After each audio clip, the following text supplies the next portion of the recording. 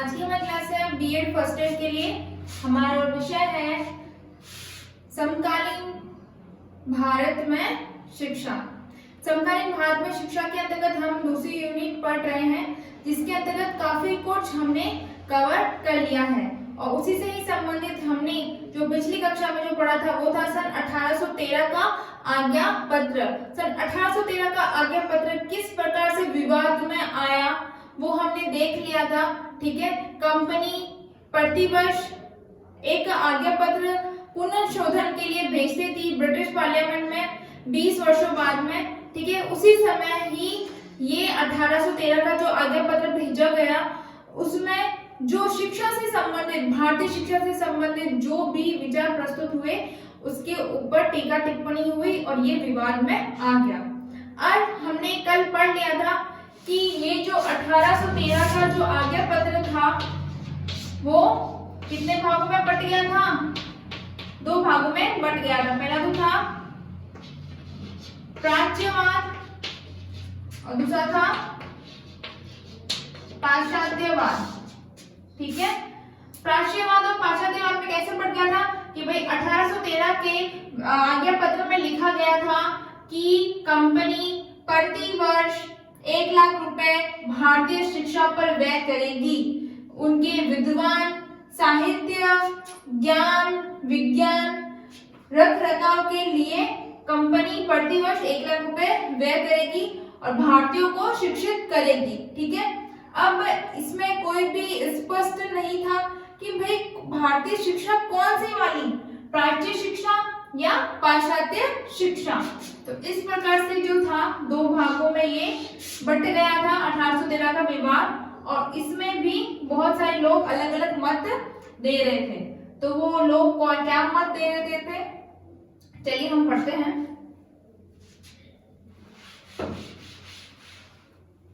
तो आज की हमारी हेडिंग है शिक्षा के प्राच्य पाश्चात्य विवाद।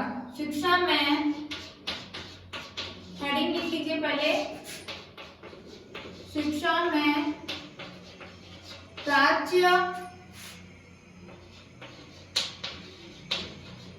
पाश्चात्य विवाद। जो 1813 के विवाद से जो भी चीजें उत्पन्न हुई उससे संबंधित है ये शिक्षा में प्राच्य पाश्चात्य विवाद। अब शिक्षा में प्राच्य और पाश्चात्य विवाद क्या था ये तो हमने देख लिया, लेकिन ये जो विवाद के अंतर्गत कौन कौन सी मुख्य धाराएं जोड़ी गई थी वो हम देख लेते हैं। तो सबसे पहले हम पढ़ेंगे प्राच्यवाद। प्राच्यवाद ब्रैकेट में लिख सकते हैं आप, जिसे हम प्राचीन भी कह सकते हैं। अब यहाँ पे भी जो प्राच्यवाद है वो भी 2 भागों में बट गया था। पहला हम कौन सा भाग है हम वो देख लेते हैं जो कि प्राच्यवाद के सपोर्ट में था। पहला हम वो देख लेते हैं, जिसमें पहला जो पॉइंट है वो ये है कि जो भी प्राच्यवाद के जो भी सपोर्टर थे, जो भी विद्वान थे, वो ये चाहते थे कि जो भारतीय शिक्षा है, जो भारतीय शिक्षा है जो ईस्ट इंडिया कंपनी उन्हें प्रदान करेगी, जो EIC ईस्ट इंडिया कंपनी जो भारतीयों को भारतीय शिक्षा प्रदान करेगी वो संस्कृत, हिंदी, अरबी इन मुख्य भाषाओं में होनी चाहिए। इन मुख्य भाषाओं में होनी चाहिए, अर्थात वो हमारी भारत की मातृभाषा में होनी चाहिए। ऐसा विद्वान कहते थे कि भाई जो भी हमारी जो भाई ईस्ट इंडिया कंपनी वालों तुम अगर शिक्षा दे ही रहे हो ना, तो हम जो चाहते हैं हमें वो शिक्षा दो। हम चाहते हैं कि भाई तुम लोग हमें संस्कृत में पढ़ाओ, हिंदी में पढ़ाओ, अरबी में पढ़ाओ, भारतीय भाषाओं में पढ़ाओ, लेकिन हम अंग्रेजी में पढ़ना नहीं चाहते, यानी कि इसके अलावा हम कोई भी किसी भी अलग भाषा में पढ़ना नहीं चाहते। ये था पहला पॉइंट। ठीक है, दूसरा पॉइंट जो था वो ये कहते थे कि भाई तुम लोग जो भी जो पैसा खर्च करोगे ना वो तुम लोग भारतीय शिक्षा में जो भी तुम लोग पैसा खर्च करोगे वो तुम लोग ज्ञान विज्ञान पे करो, यानी कि जो भारत की जो ज्ञान विज्ञान है, भारत का जो भी ज्ञान है, भारत का जो भी विज्ञान है तुम उन पर करो। भारत के जो भी विद्वान हैं तुम उन पर करो, ठीक है। भारत का जो भी साहित्य है तुम उन पर करो। इससे हटकर कहीं पर भी मत जाओ। जो भी भारत की जो चीजें हैं जो लुप्त होने वाली है या लुप्त होने के कगार पर है उनको सुरक्षा प्रदान करो, ठीक है। ये भी था इनका एक पॉइंट। इनके साथ साथ में वे और क्या चाहते थे, वे ये भी चाहते थे कि हाँ भाई तुम लोग ईस्ट इंडिया कंपनी वालों, तुम लोग हमको अंग्रेजी में देना चाहते हो तो एक काम करो, तुम अगर हमको अपने देश का कुछ देना ही चाहते हो ना तो तुम लोग हमको एक काम करो, कुछ पाश्चात्य जो विज्ञान है, जो ज्ञान विज्ञान है पाश्चात्य का, उसकी सामान्य जानकारी दे दो।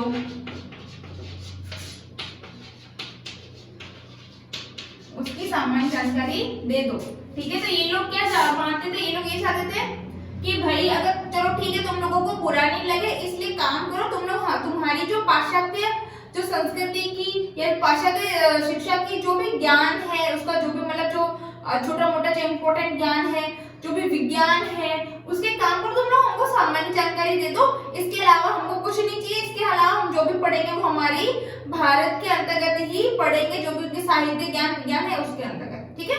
तो ये थी इनकी मूल शर्तें। ऐसा ये लोग मानते थे कि भाई ऐसी चीजें होनी चाहिए। अब यहाँ पे भी मैंने आपको क्या बताया कि जो पाश्चात्य जो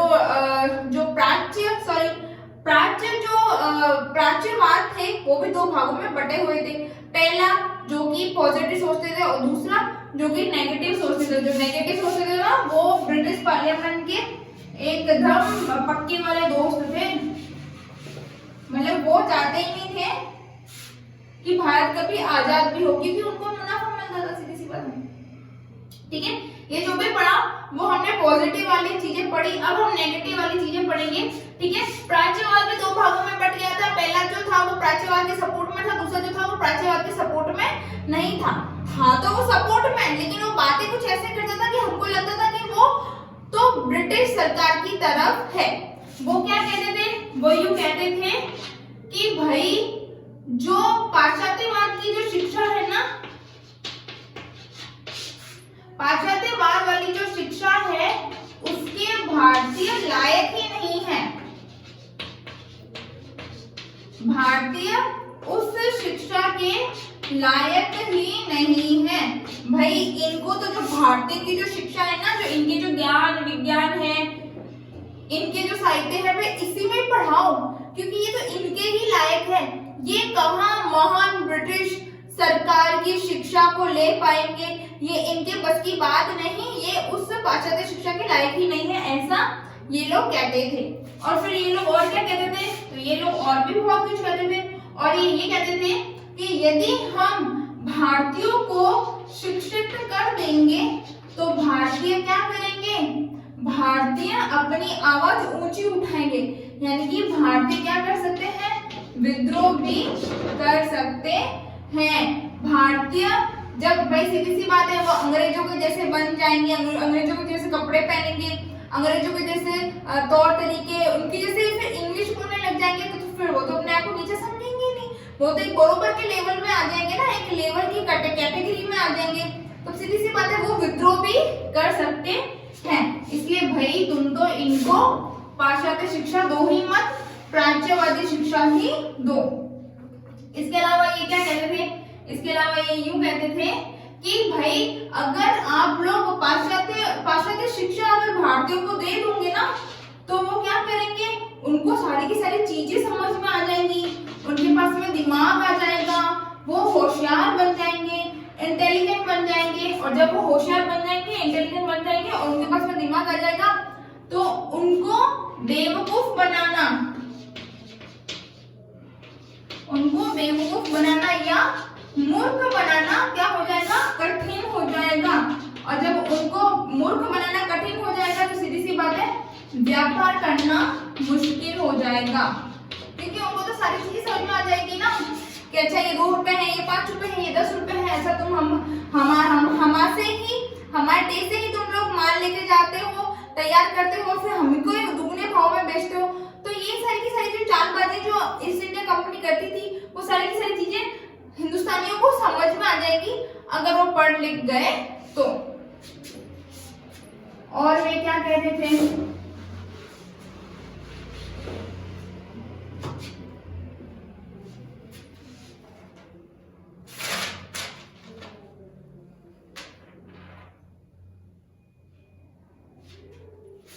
और वे ये कहते थे कि यदि पाश्चात्यवाद शिक्षा यानी कि अंग्रेजी शिक्षा यदि भारतीयों को दी जाएगी ना, तो भारतीय सारे के सारे तौर तरीके सीख जाएंगे। सीधी सी बात है, हमने इस पर डिस्कस किया, फिर मैं बता दूं, सारे के सारे तौर तरीके सीख जाएंगे और वो हमसे विद्रोह कर सकते हैं। और साथ ही साथ में क्या होगा कि एक सीधी सी बात है, जब भारतीय भी पढ़ लिख जाएगा तो वो भी अपने अधिकारों को समझेगा। जितना एक अंग्रेज अधिकारी जिस काम का जितना पैसा लेता है और भारतीय को उसी काम का बहुत ही कम पैसा देता है, तो भारतीय भी अब उस भाई पैसा तो मांगा कि इसको इतना देता है, मैं भी तो इतना काम करता हूँ, तो मुझको भी इतना पैसा दो कि मैं भी उस पैसे का हकदार हूँ। तो ये सारे का सारा जो दिमाग वाली चीजें है ना, वो भारतीयों के अंतर्गत आ जाएगी। इसलिए तुम तो रहने ही दो, इनको ये प्राच्यवादी शिक्षा है, ये इनमें खुश रहने दो और इनको अंग्रेजी शिक्षा देने की कोई भी जरूरत नहीं है। और ये आगे जाके विद्रोह भी कर सकते हैं, भाई जो भी हमने फैसला लिया है वो हमारा उल्टा भी पड़ सकता है। तो ऐसी सारी की सारी चीजें थी जो प्राच्यवादी शिक्षा के अंतर्गत आई। इसके भी 2 भाग बने, दोनों के दोनों भागों ने किस किस प्रकार से बातें की वो हमने पढ़ ली। अब है पाश्चात्यवाद शिक्षा। अब पाश्चात्यवाद शिक्षा क्या चली थी? पाश्चात्यवाद शिक्षा जाती थी कि भारतीयों की जो शिक्षा हो वो कैसी हो, वो हो अंग्रेजी शिक्षा हो। भारतीय की शिक्षा कैसी हो? अंग्रेजी शिक्षा हो। भारतीय को पाश्चात्य शिक्षा पद्धति से शिक्षा प्रदान की जानी चाहिए, अर्थात पाश्चात्य भाषा साहित्य भारतीय शिक्षा अंग्रेजी शिक्षा हो। और साथ ही साथ में जो पाश्चात्य साहित्य है उसमें शिक्षा दी जानी चाहिए। जो पाश्चात्य ज्ञान विज्ञान है वो सारी की सारी शिक्षा भारतीय को दी जानी चाहिए, ताकि भारतीय सीखे कि देखो हमारा साहित्य कितना महान है, हमारे पास में कितना सारा ज्ञान का भंडार है, हमारे विज्ञान ने कितनी सारी प्रगति कर ली है। तुम लोगों ने क्या किया? तुम लोगों ने कुछ भी नहीं किया। तो वो चाहते थे कि जो भारतीय थे वो अंग्रेजी सीखें और अंग्रेजी शिक्षा को ग्रहण करें।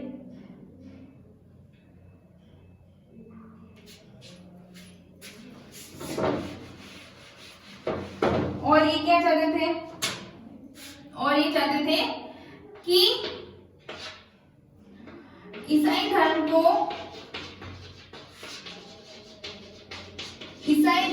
की शिक्षा को विद्यालयों में क्या कर दी जाए? अनिवार्य कर दी जाए, ताकि उनको भाई पढ़ना ही पड़े। अनिवार्य कर दी जाए, ईसाई धर्म की शिक्षा को विद्यालयों में अनिवार्य कर दी जाए।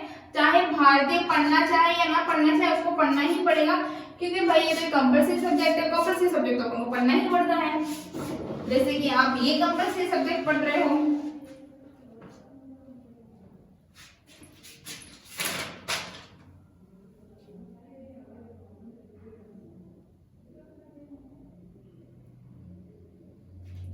और कंपनी व्यापार को मजबूत बनाने के लिए ईस्ट इंडिया जो कंपनी थी ना, EIC ईस्ट इंडिया कंपनी अपने व्यापार को मजबूत बनाने के लिए भारतीयों को शिक्षित करना चाहती थी, ताकि वह उनकी बातों को आसानी से समझे और व्यापार में उनका योगदान दे, उनका सपोर्ट करे। इस प्रकार की दृष्टि रखने वाले लोगों का मानना था कि भारत में ऐसे लोग तैयार किए जाने चाहिए जो कि विचारों से तो कैसे हो, विचारों से तो हो पाश्चात्य,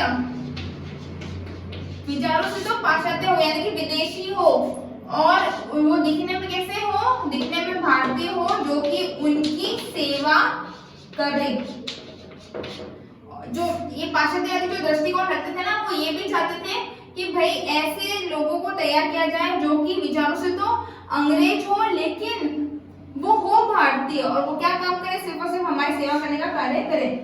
ब्रिटेन के हितों की दृष्टि रखने वाले लोगों का एकमात्र लक्ष्य था कि भारत में ब्रिटिश शासन को कंपनी की जड़ें और अधिक मजबूत करने के लिए, यानी कि जो ब्रिटिश पार्लियामेंट था वो ये भी चाहता था कि भाई भारत में ईस्ट इंडिया कंपनी की जो स्थिति है वो और अधिक मजबूत हो जाए। वो और अधिक मजबूत कब होगी, जब भारतीय को शिक्षा दी जाएगी, अंग्रेजी शिक्षा दी जाएगी।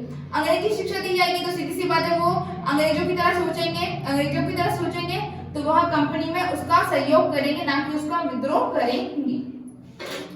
ठीक है बच्चों, तो ये थी हमारी आज की क्लास, शिक्षा में प्राच्य और पाश्चात्यवादी। हमने दोनों पहलुओं को पढ़ लिया है। आप इसको नोट डाउन में नोट भी करते जाना नोटबुक में, क्योंकि इससे ही रिलेटेड जो भी हमने पढ़ा है आपका टेस्ट होगा भविष्य में।